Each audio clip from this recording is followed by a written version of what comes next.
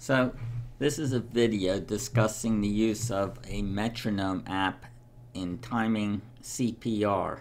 That is, timing the ventilation rate and the compression rate during CPR. I'm currently recertifying for neonatal resuscitation, and one of the things that you learn are the optimum rates for compressions and ventilations while administering CPR.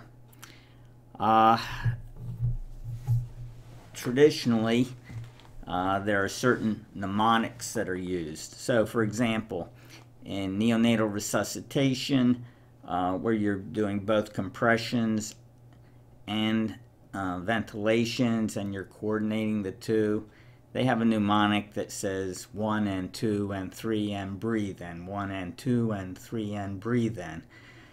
And that will get you approximately at the rate that they're targeting, which is 120 events in 2 minutes. So every 2 seconds you're doing 3 compressions and 1 ventilation. But studies show that people are not very accurate when they do this, and they can be off 20, 30, even 40% off the target rates.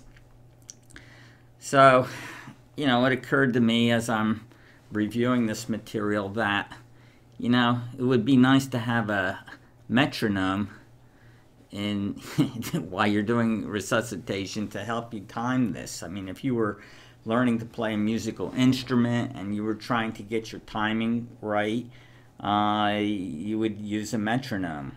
So then I thought for a second, well, wait a second, they've got apps for everything else, why not metronomes?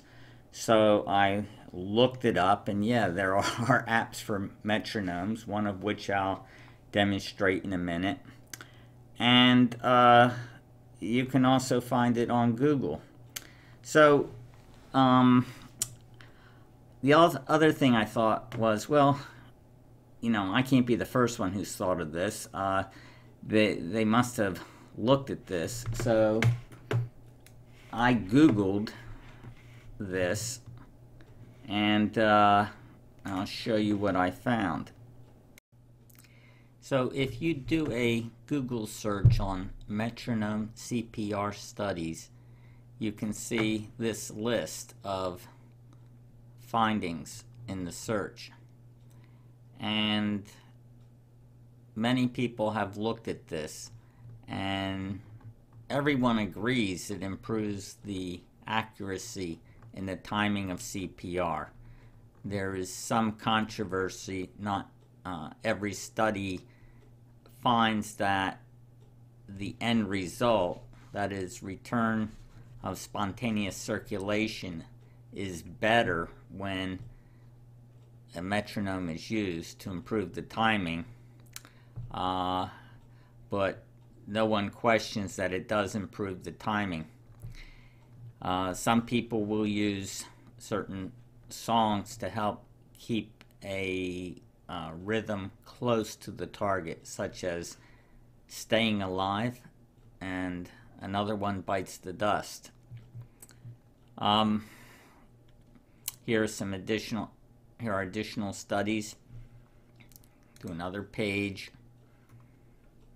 More studies. The other thing that one can do, which is very simple, is just Google search metronome.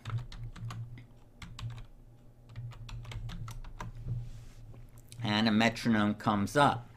So if, for example, you wanted 120 beats per minute, you just move the slider over to 120 and start it.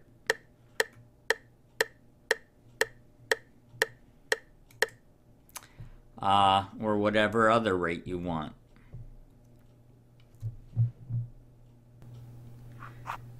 So this is one app that I downloaded and tried. This is for Android, starting at 50 per minute. This is if you were doing ventilations on a newborn. Ventilations alone without compressions.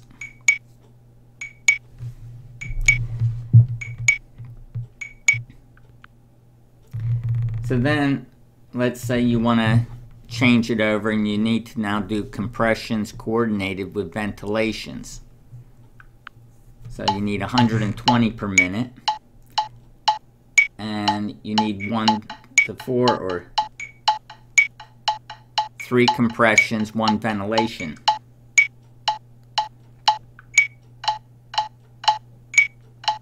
And you can see how this would help keep you timed accurately.